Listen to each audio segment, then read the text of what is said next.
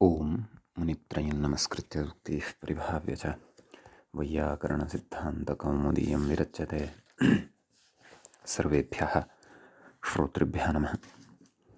अस्माभिः गतपाठे यद्यत् पठितं तद् एकवारं स्मरामः। वयं वैयाकरणसिद्धान्तकौमुदी इत्याख्यस्य ग्रन्थस्य तत्र अजन्तपुल्लिङ्गप्रकरणं पठन्तः स्मः। प्रकरणस्यास्य अस्माकं क्रमे तत्र 80तमः पाठः गतपाठः प्रवृत्तः। अस्मिन् 80तमे पाठे तत्र वयं सर्वादौ तावत् तत्र पठितवन्तः लूनम् इच्छति इति लूनीः इति शब्दविशेषं। ततश्च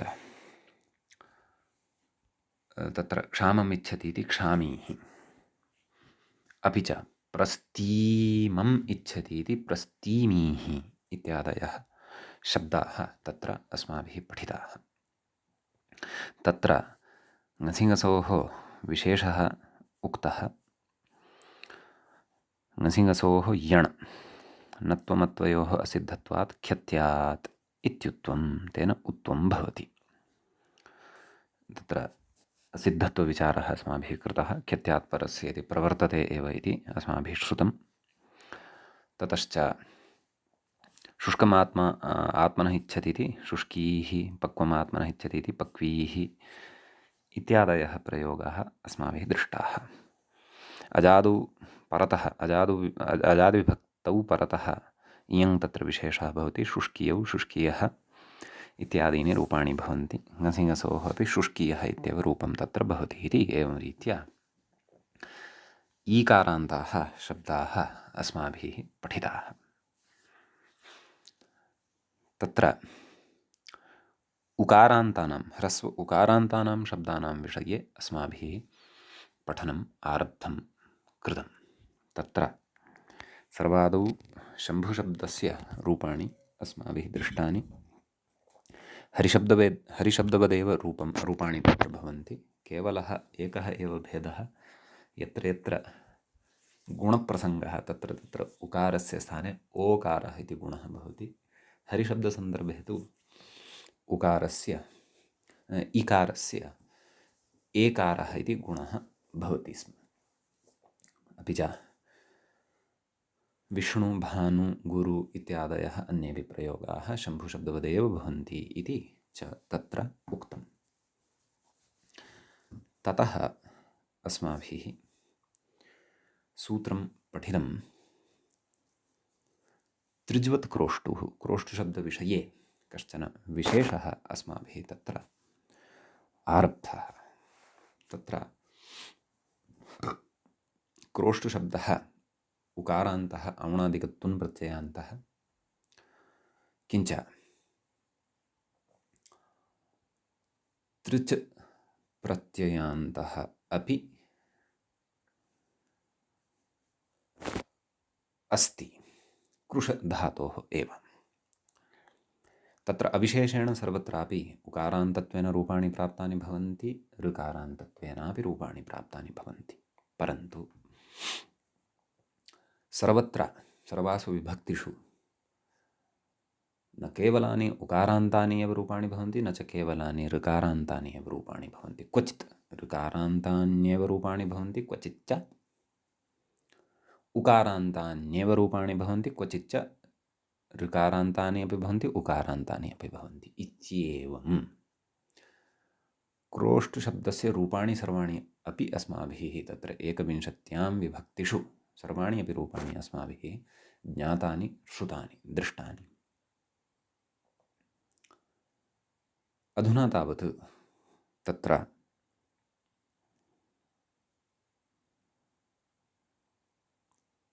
सा व्यवस्था कथं ज्ञाता स्यात्, सा इतोपि अस्माभिः व्यवस्था शास्त्रप्रामाण्यपूर्वकम् अथवा अन्वाख्यानाय यत् शास्त्रं रचितं वर्तते तत् शास्त्रं पुरस्कृत्य अस्माभिः ज्ञेया वर्तते। तदर्थं त्रिजवत् क्रोष्टुः इति सूत्रस्य आरम्भः अस्माभिः कृतः वर्तते। सूत्रस्य पदच्छेदः अस्माभिः दृष्टः, पदपरिचयः प्राप्तः।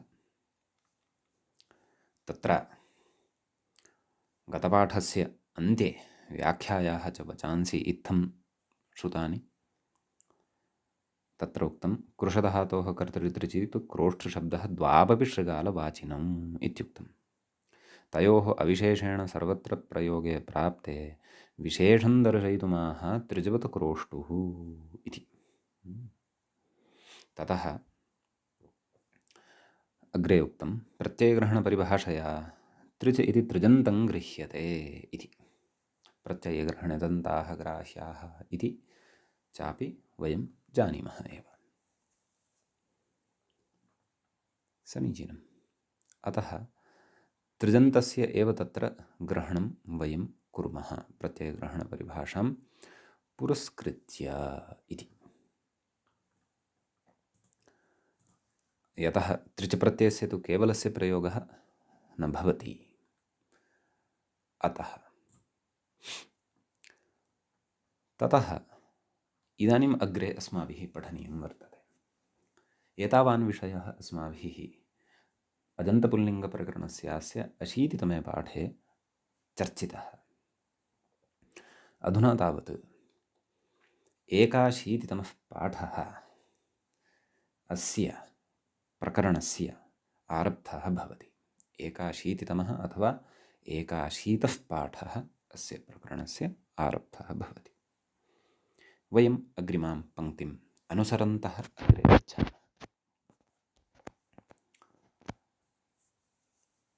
कथयति तेन तुल्यम् इति तृतीयान्ताद् वतिः इति। तेन तुल्यं क्रिया चेद्वतिः इत्यनेन सूत्रेण तत्र वतिप्रत्ययः भवति इति। किमन्तात्? तृतीयान्तात्। क्व? त्रिजवत् इत्यत्र तच्च सूत्रम् अस्माभिः अग्रे तद्धितेषु पठिष्यते। तेन तुल्यं क्रिया चेद्वतिः अग्रे कथयति इतोत्सर्वनामस्थाने इत्यतः सर्वनामस्थाने इति किं किम् अत्र अनुवर्तते तत् कथयन् अस्ति। तस्मात् सर्वनामस्थाने इत्यनुवर्तते। सख्युरसम्बुद्धौ इत्यस्मात् सूत्रात् तत्र असम्बुद्धौ इति च अनुवर्तते इति कथयति व्याख्याता। सख्युरसम्बुद्धौ इति सूत्रम् अस्माभिः पठितं वर्तते। इतोत्सर्वनामस्थाने इति सूत्रं तु अस्माभिः अग्रे पठिष्यते। सम्यक्। तदाह क्रोष्टुशब्दस्त्रिजन्तेन इत्यादिना इति मूले पश्यन्तु। सूत्रार्थः कृतः। क्रोष्टुशब्दस्त्रिजन्तेन तुल्यं वर्तते इति। क्वचित् पाठान्तरमपि अत्र सूत्रे दृश्यते पुस्तकेषु। क्रोष्टुशब्दस्त्रिजन्तवद्रूपं लभते इत्येवं रीत्यापि पाठः क्वचित् दृश्यते। समीचीनं। तर्हि तत्र उक्तं क्रोष्टुशब्दस्त्रिजन्तेन तुल्यं वर्तते। अग्रे किमुक्तम्? असम्बुद्धौ सर्वनामस्थाने परे। क्रोष्टु इति उकारान्तः यः शब्दः तुन् प्रत्ययान्तः, सः त्रिजन्तः यः शब्दः क्रोष्टृ इति तेन तुल्यं वर्तते, तेन तुल्यं भवति। परन्तु कदा? असम्बुद्धौ सर्वनामस्थाने परे इति। तादृशसर्वनामस्थानसंज्ञकः प्रत्ययः यदा परतः भवति, यः सम्बुद्धिवाचकः न भवति, सम्बुद्धिभिन्नः भवेत् इति। समीचीनम्। ततः कथयति व्याख्याता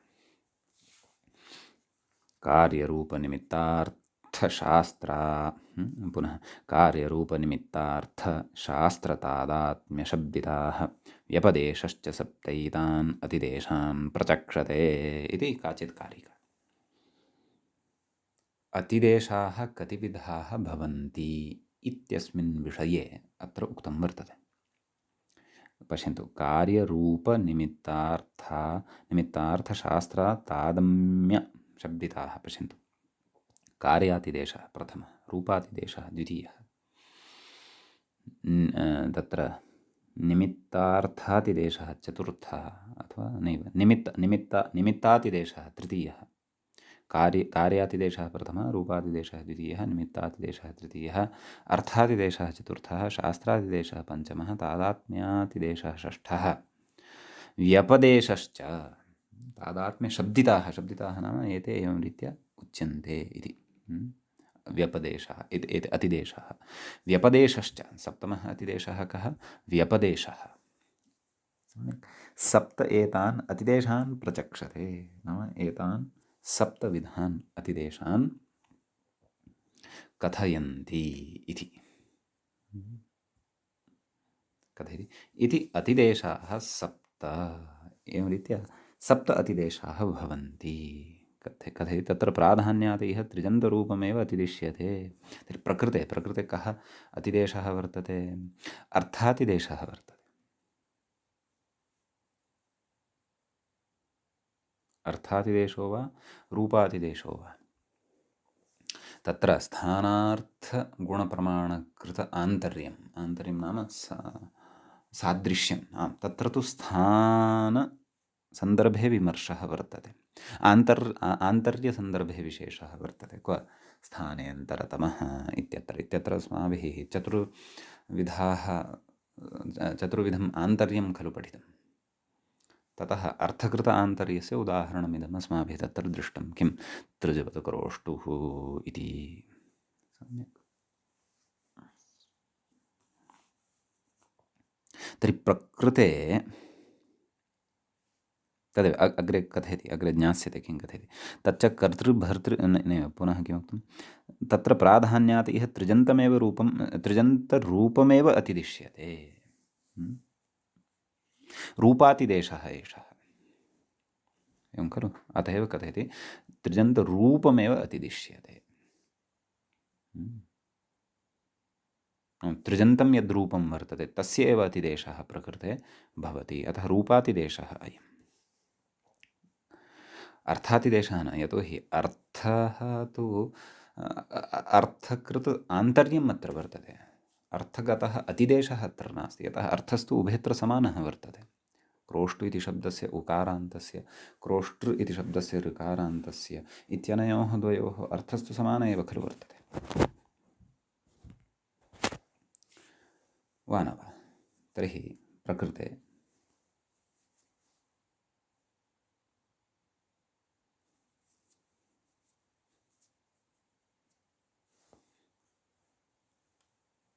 त्रिजन्तम् एव रूपमत्र अतिदिश्यते। कथयति अग्रे, तच्च न कर्तृभर्तृ इत्यादि त्रिजन्तरूपं। त्रिजन्तं क्रोष्टृ इत्येव अस्ति इति केन उच्यते? यावन्तः धातवः वर्तन्ते तेभ्यः त्रिजप्रत्ययं करोतु, तावन्तः त्रिजन्तप्रयोगाः अथवा तावन्ति त्रिजन्तशब्दस्वरूपाणि अस्माकं कृते उपलब्धानि भवन्ति। तेषु यः कोऽपि तत्र त्रिजवद्भावेन क्रोष्टुशब्दस्य स्थाने उपतिष्ठेत्, क्रोष्टुशब्दः क्रोष्टुः त्रिजन्तेन तुल्यं वर्तते इति नाम इति यः सूत्रार्थः कृतः, तर्हि यः कोऽपि शब्दः तत्र त्रिजन्तत्वेन स्वीकर्तुं शक्यते खलु, वा न वा? तदेव कथयति तच्च न कर्तृभर्तृ इत्यादि त्रिजन्तरूपं, नाम कर्तृभर्तृ, लेखितृ, क्रीडितृ, गातृ, मातृ, अन्ये ये केऽपि त्रिजन्ताः वर्तन्ते तेषु यः कोऽपि अत्र अतिदेष्टुं न शक्यते, वा न वा? कथयति किन्तु क्रोष्टृ इति त्रिजन्तमेव अतिदिश्यते।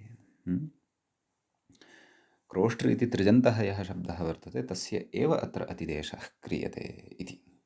कुतः? कथयति कृशधातोः रूपस्थितत्वात् अर्थतः आन्तर्याच्च इति। नाम कृशधातुः तत्र नाम क्रोष्टु इति उकारान्ते शब्दे यः कृशधातुः वर्तते तस्य एव अत्र ग्रहणं भविष्यति, किञ्च तृजन्तस्य कृशधातोः एव अत्र ग्रहणं भविष्यति। कुतः? अर्थतः आन्तर्याच्च, एवं किल। स्थानार्थगुणप्रमाणकृत आन्तर्यं चतुर्विधं यदस्माभिः पठितं तत्र अर्थकृतान्तर्यस्य इदम् उदाहरणं। नाम कृशधातोः तुन् प्रत्यये सति यः अर्थः, कः अर्थः? शृगालार्थः। यः अर्थः लभ्यते सः एव अर्थः यस्य तृजन्तस्य शब्दस्य भवति स एव प्रकृते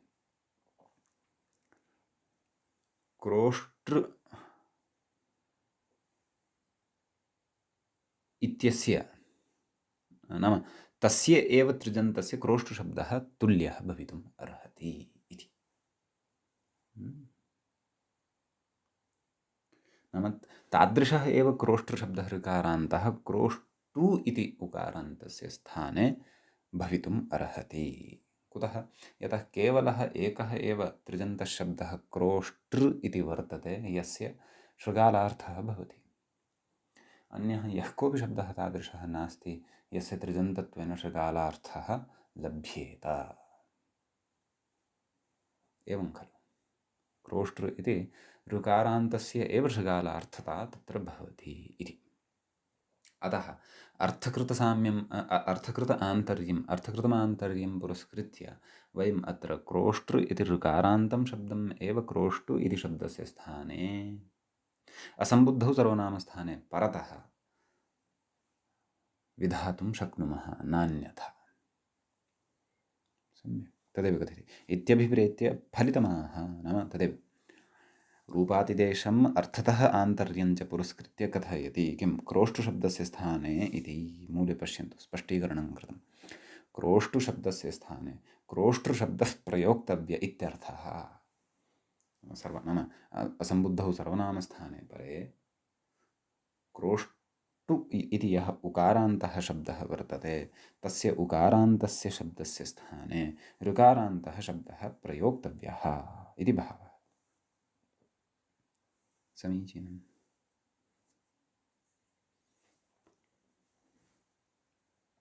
ततः अग्रे कथयति। निमित्तादीनाम् उदाहरणानि तु तत्र तत्र प्रदर्शयिष्यामः इति।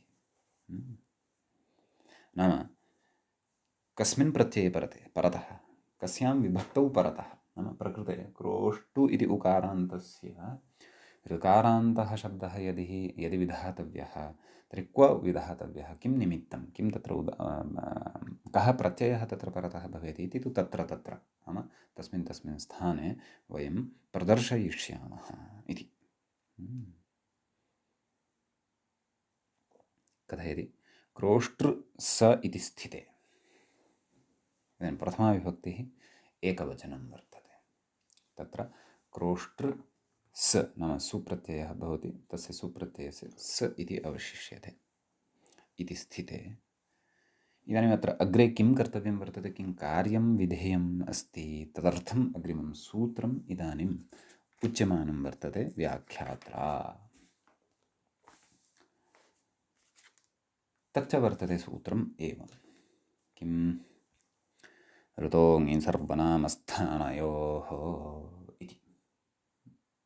एतत् सूत्रसमीपस्थानि सूत्राणि द्वित्राणि अस्माभिः पूर्वं पठितानि वर्तन्ते, तेषां स्मरणं भविष्यति अनुवृत्त्यादिनिमित्तम्। आम्, तर्हि पदपरिचयः आदौ प्राप्तव्यः। तत्र प्रथमं पदं भवति ऋतः। ऋतः इति षष्ठ्यन्तं भवति। ऋतु इति शब्दस्य षष्ठीविभक्तेः एकवचनान्तं ऋतः इति पदं भवति। ततः ङि सर्वनामस्थानयोः इति। तत्र ङिश्च सर्वनामस्थानञ्च ङि सर्वनामस्थानं तयोः ङि सर्वनामस्थानयोः सप्तमी विभक्तेः द्विवचनान्तम् इदं पदं भवति। प्रकृते तदेव किं किम् अनुवर्तते तद्व्याख्याता कथयन् अस्ति। ह्रस्वस्य गुणः इत्यतः गुण इत्यनुवर्तते एवं किल। अग्रे कथयति अङ्गस्य इत्यधिकृतं नाम तस्य अधिकारः वर्तते तद् यत् तत् अङ्गस्य इति यद् अधिकृतं ऋतः इत्यनेन विशेष्यते एवं खलु। अङ्गस्य कीदृशस्य ऋतः अङ्गस्य अतः तदन्तविधिः भवति। तदाह तदेव अग्रे कथयनस्ति तदन्तविधिः तदनन्तरं कथयनस्ति तदाह किमाह आम् तत्र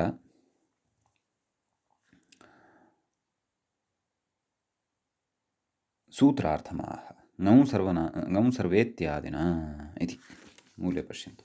ङौ नाम ङि प्रत्ययः परतः भवति तदा सर्वनामस्थाने च परे सर्वनामस्थानसंज्ञकः प्रत्ययः यदा परतः भवति तदा ऋदन्तस्य अङ्गस्य गुणः स्यात्। ऋदन्तं यदङ्गं भवति तस्य गुणः भवति इति एवं किल। प्रकृते अस्माकं सविधे का स्थितिः वर्तते। वयं क्रोष्टु इति उकारान्तस्य शब्दस्य स्थाने तत्र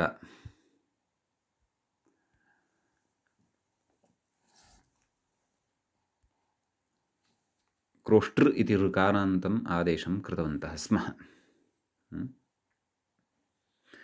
तत्र सर्वनामस्थानसंज्ञकः प्रत्ययः परतः अस्ति एव कः सु यश्च ऋतोङि सर्वनामस्थाने इत्यस्य कृते अपेक्षितः।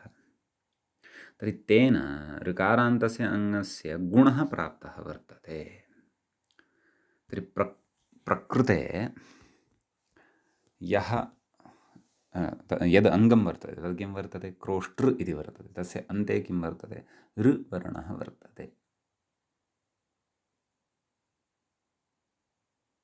समीचीनं। स च ऋवर्णः यः वर्तते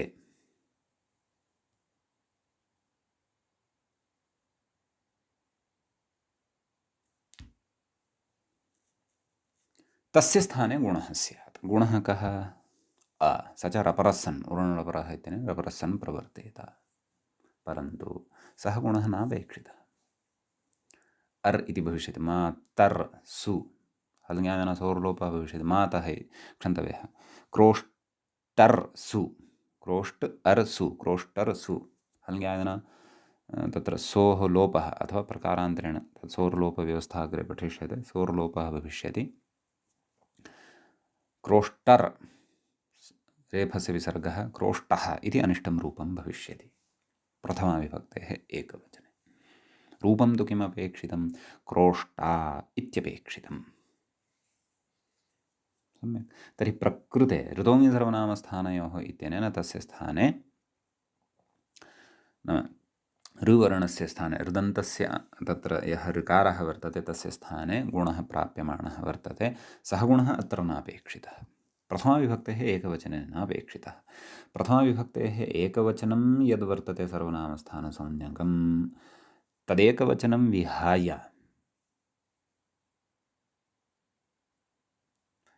अन्ये सर्वनामस्थानसंज्ञकाः प्रत्ययाः ये सन्ति तेषु परेषु तु गुणः अपेक्षितः क्रोष्टारौ क्रोष्टारः इत्यादिषु। अतः तत्र अस्य सूत्रस्य अपेक्षा अस्ति। सप्तमीविभक्तेः एकवचने च वर्तते एवं खलु। ङौ परतः अपि गुणः भविष्यति परन्तु सुप्रत्यये परतः इदं सूत्रं नापेक्षितं परन्तु प्राप्तं वर्तते अस्य प्राप्तिः वर्तते। अतः अस्य निवारणम् अधुना इतः कर्तव्यं वर्तते। तदर्थम् अग्रिमं सूत्रम् अत्र अधुना आरभ्यमाणं वर्तते। समीचीनम्।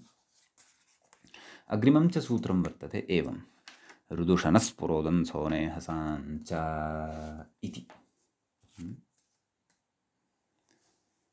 प्रकृते नाम ऋतोङ् सर्वनामस्थानयोः इति सूत्रं प्रबाध्य भिन्नमेव कार्यमेतत् करिष्यति प्रथमाविभक्तेः एकवचने, परन्तु अस्य सूत्रस्य अर्थः द्रष्टव्यः। पश्यन्तु, गतसूत्रं तृतीयस्य पादस्य दशोत्तरशततमं सूत्रम्। इदं तु प्रथमस्य पादस्य, नाम सप्तमाध्यायस्य प्रथमस्य पादस्य 94तमं सूत्रं वर्तते। सम्यक्। तत्र ऋदुषणस्फुरदंसोनेः साम् इति षष्ठ्यन्तं, षष्ठीविभक्तेः बहुवचनान्तं पदं भवति। च इति औव्ययपदं भवति। द्वे पदे अस्मिन् सूत्रे आहत्य भवतः। समीचीनं। विग्रहः ज्ञेयः प्रथमपदस्य समस्तपदस्य। ऋतु च उशनाः च पुरुदंसाः च अनेहाः च। ऋदुषणस्फुरदंसो नेहसः, तत्र अनेहस् इति शब्दः भवति। तेषां ऋदुषणस्फुरदंसो नेहसाम्। सम्यक्। एवं रीत्या अत्र इतरेतरयोगद्वन्द्वसमासः अस्माभिः ज्ञेयः। प्रकृतसूत्रं प्रति किं किम् अनुवर्तते तत्र व्याख्यातारं पश्यामः। कथयति ऋदुषणस्, अग्रे कथयति सख्युरसम्बुद्धौ इत्यतः असम्बुद्धौ इति अनङ्सौ इत्यतः अनङ् इति च अनुवर्तते। अनङ्सौ इत्यस्मात् अनङ्।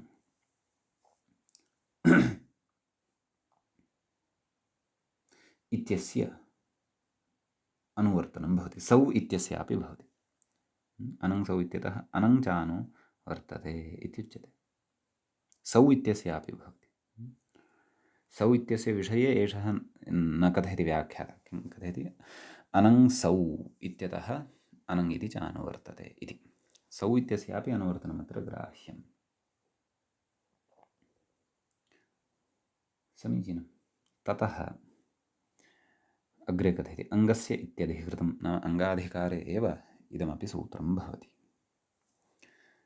ऋदादिभिर्विशेष्यते, नाम ऋदादयः ऋद् उशनस् पुरुदंस् अनेहस् एते सकारान्ताः अपि च ऋत् इति ऋकारान्तविषये च यदुक्तं तैः सह तत्र विशेष्यते। किम्? अङ्गस्य इति पदम्। समीचीनम्। अग्रे कथयति अनङ्यकारः इत्, अनङ् यः वर्तते तस्य ङकारः यः वर्तते तस्य इति संज्ञा भवति। अग्रे कथयति नकारात् अकारः उच्चारणार्थः। तत्र नकारात् परतः यः अकारः वर्तते सः तु केवलः उच्चारणार्थः एव वर्तते। सम्यक्। अग्रे कथयति ङिच्च इत्यन्तादेशः इति। ङिच्च इत्यनेन सूत्रेण तत्र अन्त्यस्य स्थाने, नाम यस्य उक्तः तस्य अन्त्यस्य स्थाने एव अयम् अनङ् भवति। अनङः प्रवृत्तिः अस्माकं कृते नूतना नास्ति। सखीशब्दनिरूपणावसरे सखा सखायो सखा इति रूपसिद्धिवेलायां प्रथमविभक्तेः एकवचने तत्रापि अस्माभिः अनङादेशः दृष्टः। एवं तर्हि कथयति का स्थितिः प्राप्ता इति कथयन्नस्ति। क्रोष्टन्स् इति स्थिते, नाम क्रोष्टृ इत्यत्र यः ऋवर्णः वर्तते तस्य स्थाने अनङ् इति आदेशः सम्प्राप्तः, आदेशः विधीयते। अनङः अन् इति अवशिष्यते, स च ऋ इत्यस्य स्थाने भवति। क्रोष्ट अन्, क्रोष्टन् स्, सु इत्यस्य स् अवशिष्यते। क्रोष्टन् स् इति स्थिते, नाम इत्यस्यां स्थितौ। इदानीम् अत्र अग्रे किं कार्यं करिष्यते भवन्तः जानन्ति एव।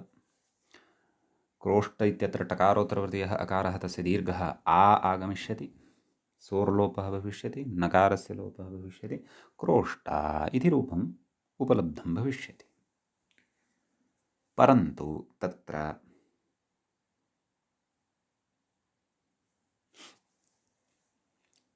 क्रोष्टन् इत्यत्र यः अकारः वर्तते तस्य दीर्घः येन सूत्रेण विधीयते तत् सूत्रम् अस्माभिः अग्रे अधुना पठिष्यते। एवञ्च भवन्तः अनुभवन्तः स्युः यत् कथं कथं तत्र वयम् उकारान्तान् शब्दान् वस्तुतः पठन्तः स्मः, परन्तु प्रसङ्गवशात् तत्र मध्ये ऋकारान्तशब्दानां चर्चा अस्माकं पुरतः उपस्थिता जाता वर्तते। एवं खलु? अतः तत्र महती काचित् व्यवस्था ऋकारान्तानां शब्दानां विषये अत्र उकारान्तशब्दव्याजेन ग्रन्थकारः कथयन्नस्ति, महतीं काञ्चन व्यवस्थाम्।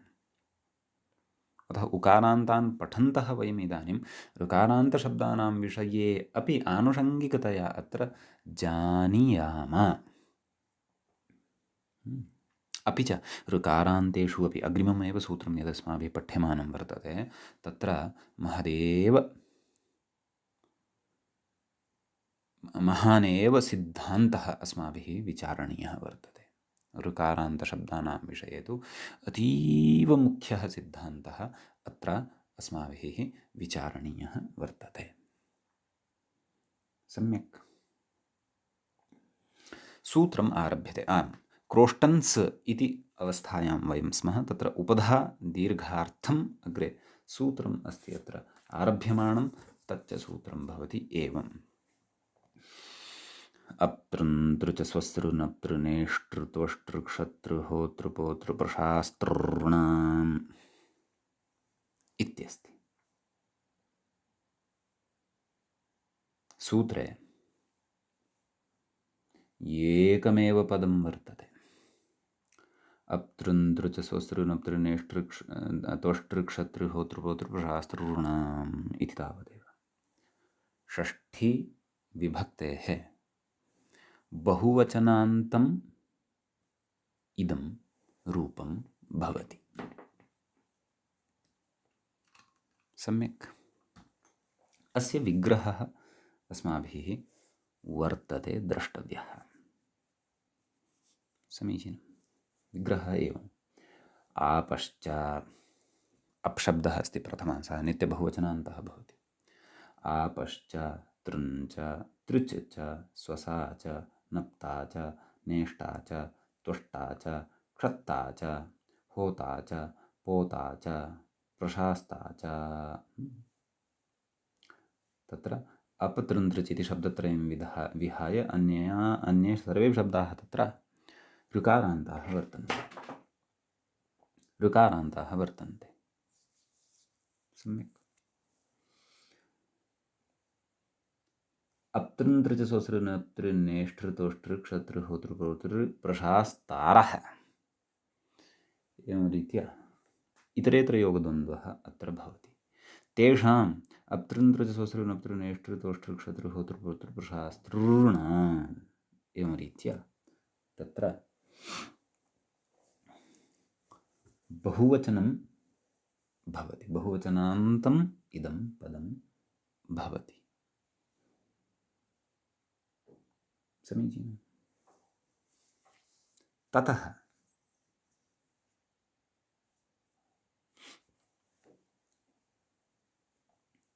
प्रकृते किं किम् अनुवर्तते इति द्रष्टव्यं वर्तते। व्याख्याता कथयति पश्यन्तु। नोपधायाः इत्यतः उपधायाः इत्यनुवर्तते। उपधायाः इत्यस्य अनुवर्तनम् अत्र भवति। सम्यक्। सर्वनामस्थाने च असम्बुद्धौ इति चकारवर्ज्यम् अनुवर्तते। सर्वनामस्थाने असम्बुद्धौ सर्वनामस्थाने इति पदद्वयस्य अनुवर्तनं तस्मात् सूत्रात् वर्तते। च इति तु न अनुवर्तते इति अनपेक्षितत्वात्। अग्रे कथयति तदाह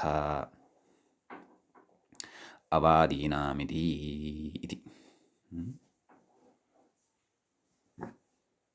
तत्र सूत्रार्थम् आह इत्यर्थः। मूले पश्यन्तु। अबादीनाम् उपधायाः दीर्घः स्यात् असम्बुद्धौ सर्वनामस्थाने परे।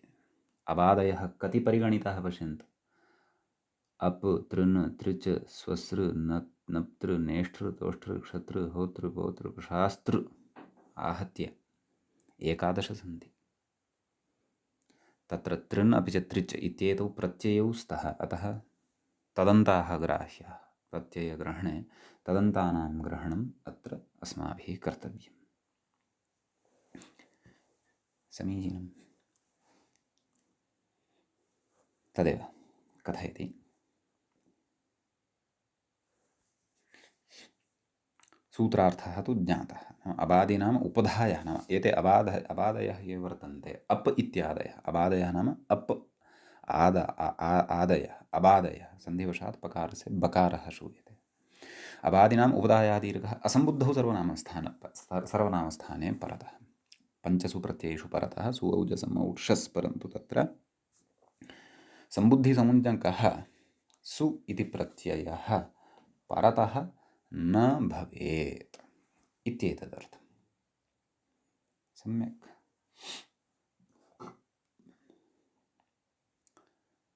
इदानीं सूत्रार्थः ज्ञातः। एतेनैव सूत्रेण वयं क्रोष्टन्स् इत्यवस्थायां, क्रोष्टन् इत्यस्य तृजन्तत्वम् अस्ति खलु, पूर्वमस्माभिः तृच् प्रत्ययान्तता अस्य दृष्टा। सूत्रे च अप्तृन् तृच् तृच् इत्युक्तं। तृजन्तत्वात् प्रकृते अस्य यः उपधा वर्णः लब्धः वर्तते तृजन्तस्य अनङादेशानन्तरं क्रोष्टन् इत्यवस्थायां, तस्य एतेन अप्तृन् इत्यादिना सूत्रेण दीर्घः अस्माभिः करिष्यते। क्रोष्टान्स्, तदनन्तरं सकारस्य हल्ङ्यादिना लोपः क्रियते, न लोपः प्रातिपदिकान्तस्य इत्यनेन नकारस्य लोपः करिष्यते। क्रोष्टा इति रूपम् अस्माकं पुरतः तत्र लब्धं भविष्यति। परन्तु रूपसिद्धेः पूर्वं तत्र कश्चन अतीव मुख्यः सिद्धान्तः अस्माभिः अत्र ज्ञातव्यः वर्तते। तदर्थं विशेषेण दत्तचित्तैः भवद्भिः भाव्यं, यद्यपि सर्वत्रैव दत्तचित्तैः भाव्यं, परन्तु अत्र समाधानस्य अवगमनाय अथवा सिद्धान्तस्य अवगमनाय विशेषेण दत्तचित्तैः अस्माभिः भाव्यम्। समीचीनम्। तत्र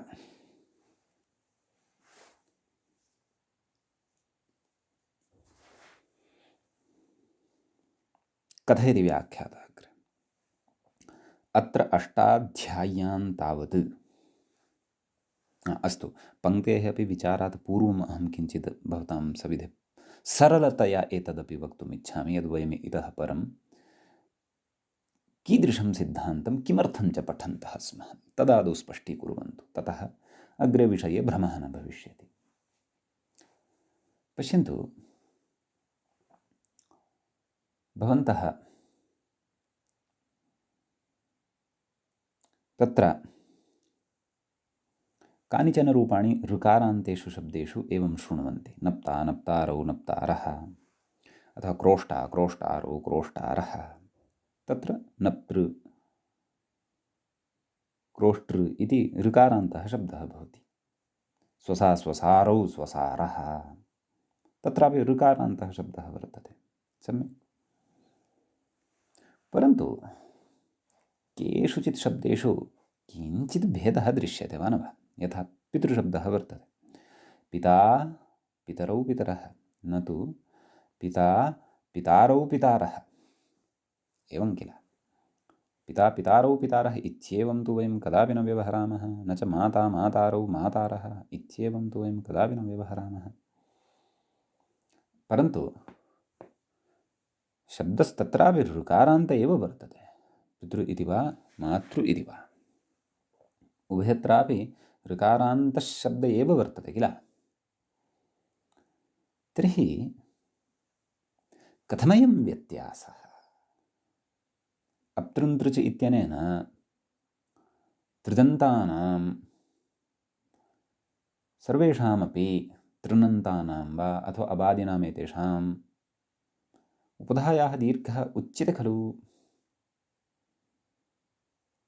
एवं खलु? द्विवचने अपि सः उपधा दीर्घः वर्तते।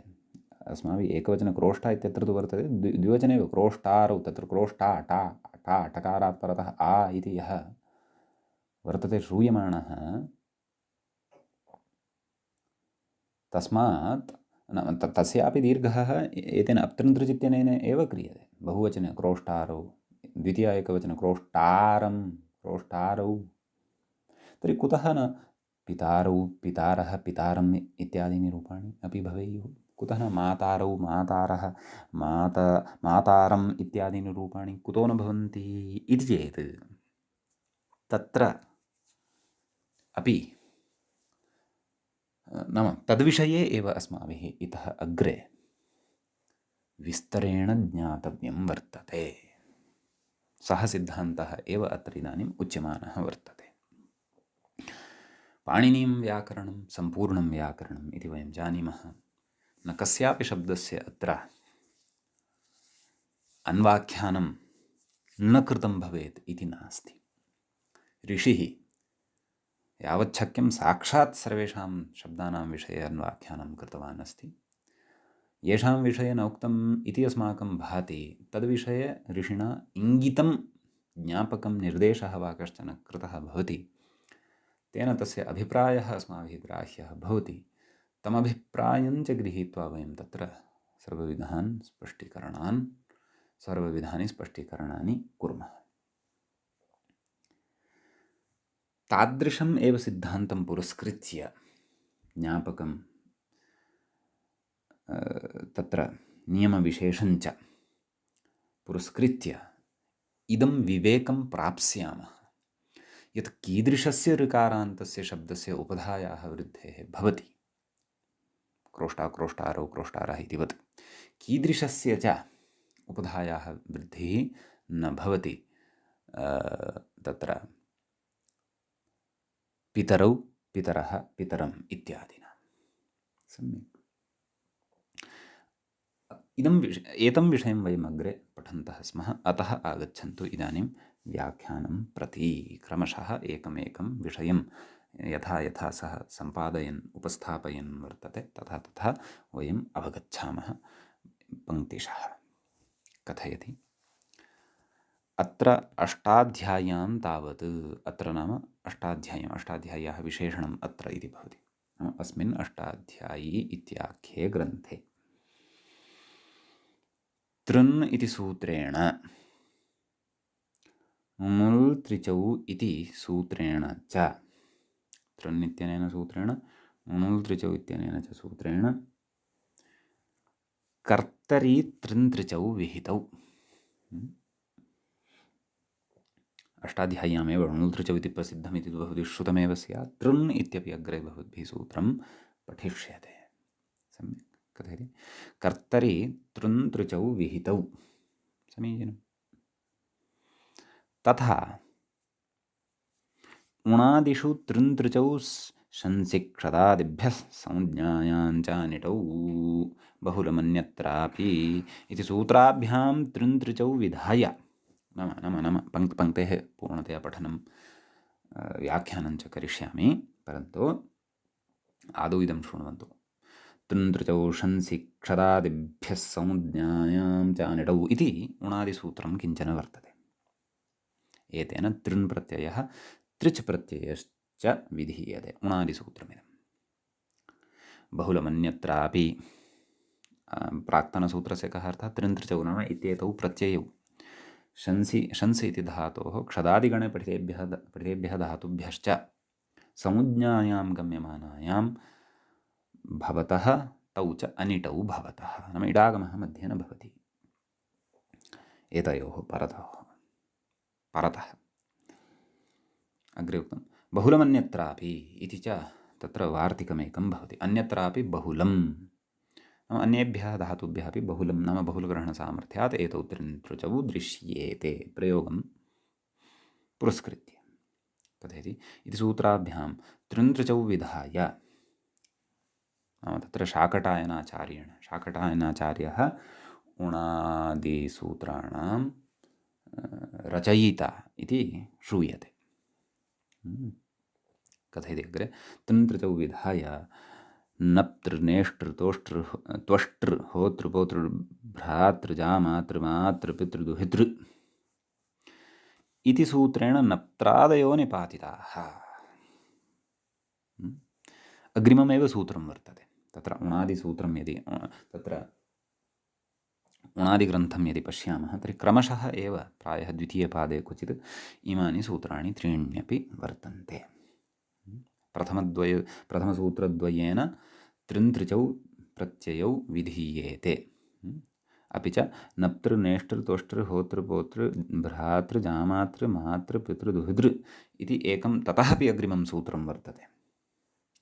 अष्टाध्याय्यः सूत्रं तु किम् अप्तृन्तृ स्वस्त्रि नप्तृ नेष्टृ त्वष्टृ क्षत्रि अप्तृन्तृ च पुनः क्षन्तव्यः पुनः वदामि अप्तृन्तृ च स्वस्त्रि नप्तृ नेष्टृ त्वष्टृ क्षत्रि होतृ पोतृ भ्रातॄणाम् इति अष्टाध्याय्यः सूत्रं। परन्तु उणादिग्रन्थे त्रिषु सूत्रेषु इदं तृतीयम् अपि किञ्चित् तत् सदृशं दृश्यते। किं पश्यन्तु नप्तृ नेष्टृ त्वष्टृ होतृ पोतृ भ्रातृ जामातृ मातृ पितृ दुहितृ तेन किं कृतम् इति चेत् तदेव अग्रे उच्यते। इति सूत्रेण नप्त्रादयः निपातिताः। नप्त्रादयः ये नप्त्रादीनि यानि सूत्राणि वर्तन्ते तेषां निपातनम् अत्र ऋकारान्तत्वेन कृतं वर्तते। कुतः? यतोहि गतसूत्रद्वयेन अत्र त्रिच प्रत्ययः तृण्वा न सिद्ध्यति। एवं किल तृन्तृचौ शंसि क्षदादिभ्यः इत्युक्तं। शंसि धातोः क्षदादिगणपठितधातुभ्यः च बहुलम् अन्यत्रापि प्रयोगं दृष्ट्वा क्वचित् अन्यत्रापि एतौ भवतः। परन्तु एतौ अपि ऋकारान्तौ एते अपि ऋकारान्ताः शब्दाः वर्तन्ते। अतः तेषां पृथक् एव निपातनं कृतं वर्तते। नप्तृ नेष्टृ तोष्टृ होतृ पोतृ भ्रातृजामातृ मातृ पितृ दुहितृ एतेषां कथयति। इति सूत्रेण नप्त्रादयो निपातिताः। नप्त्रादीनां निपातनम् अत्र कृतं वर्तते। सम्यक् कथयति अग्रे ततश्च संज्ञाशब्दाः तृन्तृजन्ताः औणादिकाः इति स्थितिः। तृन्तृजन्ताः ये शब्दाः वर्तन्ते ते संज्ञाशब्दाः भवन्ति एवं खलु। यतः तत्र तृन्तृचौ शंसि क्षदादिभ्यः संज्ञायां चानिडौ इत्युक्तं नाम तत्र संज्ञा गम्यमाना वर्तते इति। तत्र लोके शब्दविशेषस्य रूढः कश्चन व्यवहारविशेषः अत्र संज्ञाशब्देन ग्राह्यः। नाम यथा रामः श्यामः कृष्णः इत्येवं रीत्या प्रसिद्धसंज्ञाः या भवन्ति तादृशी संज्ञा न। माता भ्राता इत्याख्याः संज्ञाः। माता तु या कापि भवितुम् अर्हति। एका एव माता भवति इति नास्ति खलु सीतावत् रामस्य पत्नीवत्। अस्तु विशेषस्तु एतत् सूत्रत्रयस्य अस्माभिः उणादिप्रकरणपठनवेलायाम् अग्रे ज्ञास्यते कृदन्तेषु। यतः उणादिप्रत्ययाः अपि कृतप्रत्ययाः एव भवन्ति। कृतप्रत्ययेषु एव यतः धातोः विधीयन्ते अतः कृतप्रत्ययेषु एव आचार्येण सूत्रकारेण पाणिनिना तेषाम् अन्तर्भावः उणादयो बहुलम् इति सूत्रम् उक्त्वा कृतं वर्तते। समीचीनम्। किमर्थमिदं सर्वम् उच्यमानं वर्तते? अस्माभिः किम् अवगन्तव्यं वर्तते तदपि बुद्धौ स्थापनीयम्। लक्ष्यम् अस्ति केषां ऋकारान्तानाम् उपधा वृद्धिः केषाञ्च न एतस्मिन् विषये अस्माभिः ज्ञातव्यं वर्तते। कथयति अग्रे तत्र तृजन्तादेव सिद्धे नप्त्रादिग्रहणं व्यर्थम् इत्यत आह। पश्यन्तु, अत्र विशेषणावधानं कुर्वन्तु। तत्र इति इतः या पङ्क्तिः अस्माभिः अधुना आरब्धा, तत्र तृजन्तादेव सिद्धे इत्येवं रीत्या अस्याः पङ्क्तेः सम्बन्धः, नाम तत्र कस्य विषये उच्यमानं वर्तते इति चेत् अष्टाध्याय्यां यत् सूत्रं वर्तते अप्तृन्तृ च स्वस्ति इत्यादि। कथयति, तत्र तृजन्तादेव सिद्धे एवं खलु, नाम अप्तृन्तृच् एतावदेव सूत्रमुच्यताम्। यतः स्वसृ नप्तृ नेष्टृ तोष्टृ क्षतृ होतृ पोतृ प्रशास्त्र इत्यादयः ये अन्ये सन्ति शब्दाः, तेषाम् अन्ते कति सन्ति? नाम तृन्तृच् इत्यतः अनन्तरं कति सन्ति? नप्तृ नेष्टृ त्वष्टृ क्षतृ होतृ पोतृ प्रशास्त्र, सप्त वर्तन्ते। यथा क्रोष्टृ ऋवर्णान्तः शब्दः तृजन्तत्वेन एव अत्र सूत्रे गृह्यते, गृह्यमाणश्च वर्तते। अतः अप्तृन्तृच् एतेन इत्यादिना सूत्रेण तस्य दीर्घः उच्यते। क्रोष्टा इति रूपं साधयिष्यते। तद्वत् स्वसृ नप्तृ नेष्टृ इत्यादयः ये अन्ये सन्ति शब्दाः, तेषामपि तृजन्तत्वेन एव ग्रहणं भवितुम् अर्हति खलु, वा न वा? तेषामपि ग्रहणं भवितुम् अर्हत्येव खलु।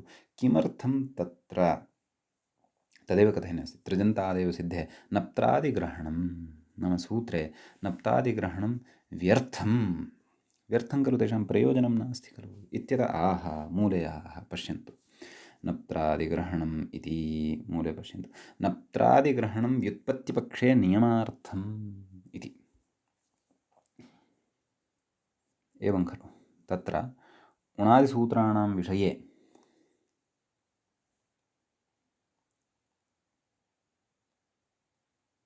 द्विविधं मतं वर्तते।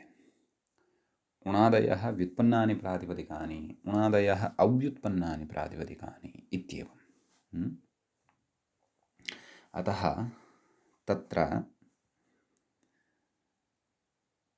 व्युत्पत्ति नाम व्युत्पत्तिपक्षे नियमार्थम् इत्युच्यते।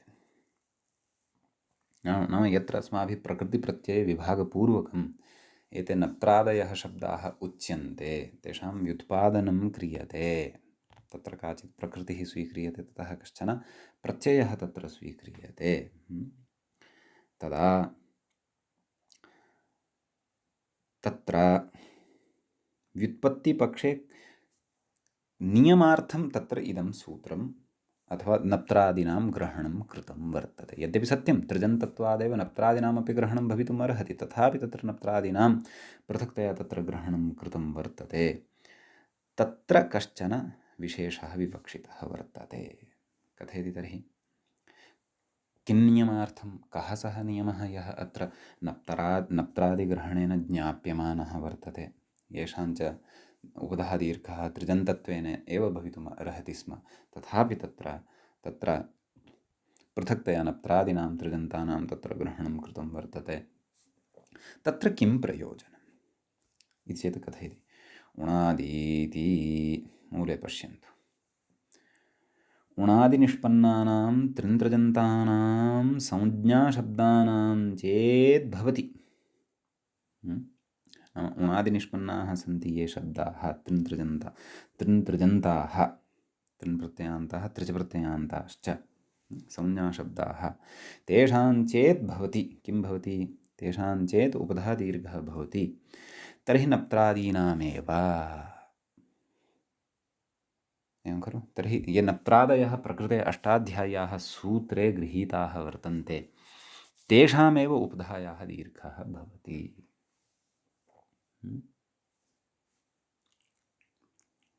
एवं खलु, एतस्य नियमाय प्रकृते नप्त्रादीनां ग्रहणम् अष्टाध्याय्याः सूत्रे कृतं वर्तते अप्तृन्तृच् इत्यत्र, एतद् ज्ञापयितुमेव। नाम उणादिनिष्पन्नाः सन्ति ये संज्ञाशब्दाः तृन्तृजन्ताः सर्वेपि, तेषां यदि उपधायाः दीर्घः वक्तव्यः, तर्हि केवलानाम् अष्टाध्याय्यां पठिताः वर्तन्ते नप्तृनेष्टृ, यतः न क्षन्तव्यः नेष्ट, तत्र नप्त्रादयः ये शब्दाः गृहीताः वर्तन्ते तेषामेव, यतः एते नप्त्रादयः ये पठिताः वर्तन्ते सप्त, तेषु केचन उणादिनिष्पन्नाः अपि वर्तन्ते वा न वा? अस्माभिः नप्तृ नेष्टृ तोष्टृ होतृ प्रोतृ भ्रातृ जामातृ मातृपितृ दुहितृ इत्येतेषु एव नप्त्रादिषु बहवः दृश्यमानाः वर्तन्ते किल। अतः उणादिनिष्पन्नाः तृन्तृजन्ताः ये वर्तन्ते तेषां यदि उपधायाः दीर्घः वक्तव्यः तर्हि नेष्टृ क्षन्तव्यः नप्तृनेष्टृ इत्यादीनामेव,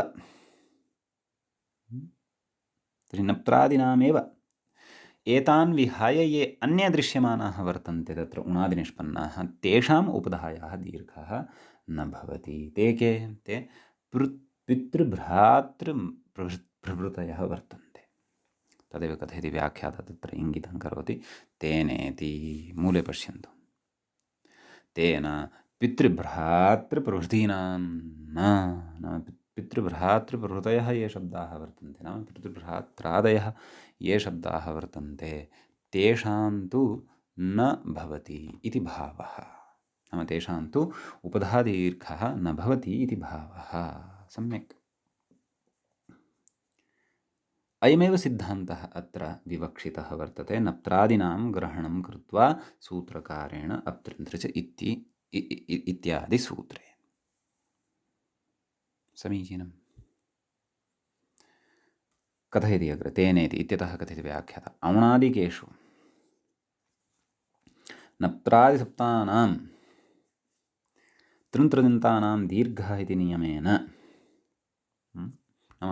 नाम नप्त्रादिसप्तके ये सूत्रे पठिताः वर्तन्ते के अष्टाध्याय्याः सूत्रे के नप्तृ नेष्टृ तोष्टृ क्षतृ होतृ पोतृ प्रशास्त्र इत्येते ये सप्त पठिताः वर्तन्ते।